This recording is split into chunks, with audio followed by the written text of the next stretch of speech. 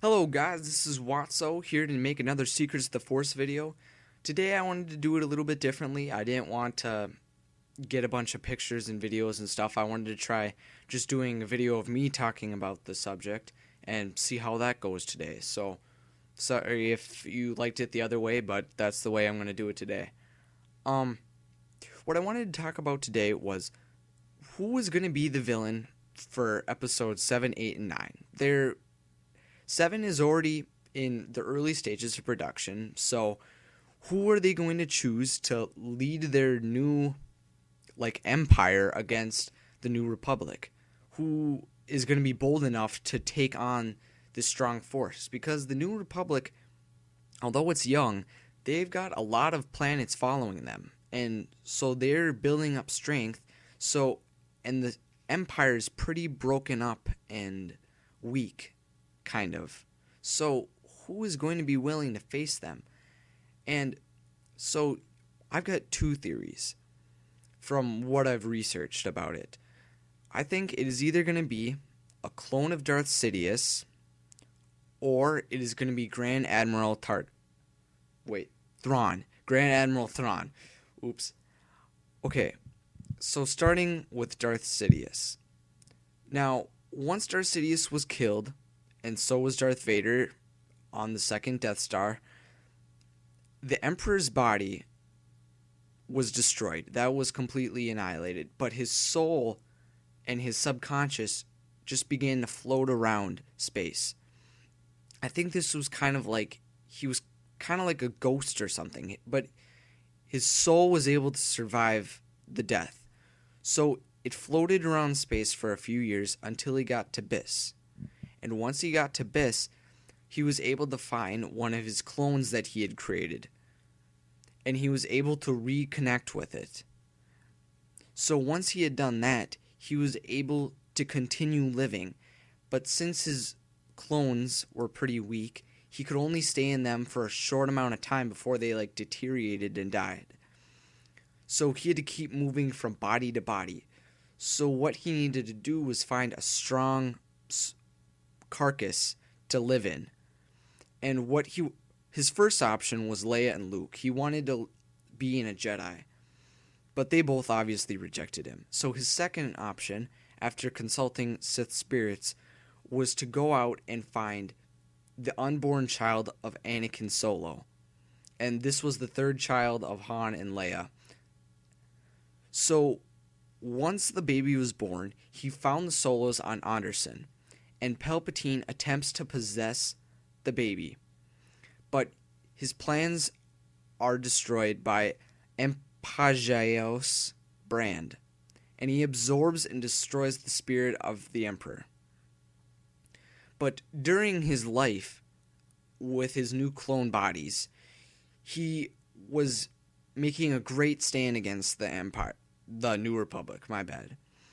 There were new machines called X-1 Viper Automandans that could absorb the lasers of enemy ships, and that was how they powered their ships and had their weapons activated. And there were also another kind of droid, I think shadow droids, that held hardwired brain of deceased Imperial Ace pilots. So they had a whole new slew of strong technology against the New Republic.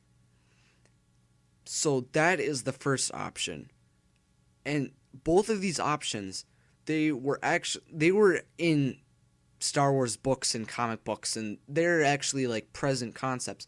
But I don't know which one they're actually going to choose for the movies. That's what I'm trying to decide. Now, the second option, who I think is more likely from what I know, is it'll be Grand Admiral Thrawn. Now, this guy, he was a Chiss, and because of his alien heritage, and he was blue with red eyes, he wasn't allowed to be military trained because there were laws against aliens being soldiers and officers and stuff. So what happened was he proved himself as an impressive tactical skills person to the Emperor, so the Emperor let him come on. And so what happened was he was able to come on, and he became an admiral pretty quickly, and that was pretty impressive.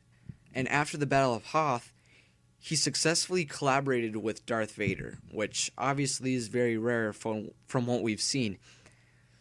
So Vader decided that Thrawn would be allowed to call upon Dark Lord's private assassins, known as Nagri Death Commandos. So he's ranked himself up really quickly, all the way to Grand Admiral. And once the second Death Star is destroyed after the Battle of Endor, what happens is that he just goes off into hiding. He just disappears for a long time. But after a few years, he regains strength. He starts bringing in all of the ships and all of the scattered Imperial forces, and he brings them all together. And he starts making, in about 9 ABY, he starts making these huge attacks on the New Republic. And he's just launching his reign of terror on them.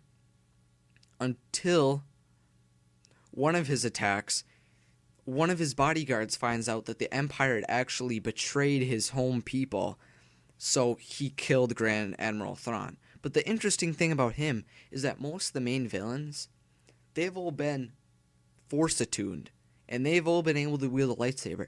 He has none of those abilities, but he was smart. He was able to manipulate people, and he was able to control these huge forces, and he was very close at destroying the New Republic, but obviously he failed. And obviously this is the villain that was in the Thrawn trilogy, and I'll put a link to that in the description of my video about the trilogy of books that I talked about a few days ago. Now, hopefully one of these villains will actually become the new evil in the next trilogy of Star Wars movies, but who knows? I'm not sure about it at all, because they haven't really released that much. All they said was they was sold to Disney, and Disney decided we're going to make new movies. That's all that's been said. There's been no official trailers. There's been nothing about that. So all we can do is speculate right now, and that's what I'm doing. So hopefully I gave you some helpful information. Thank you for watching, and may the Force be with you.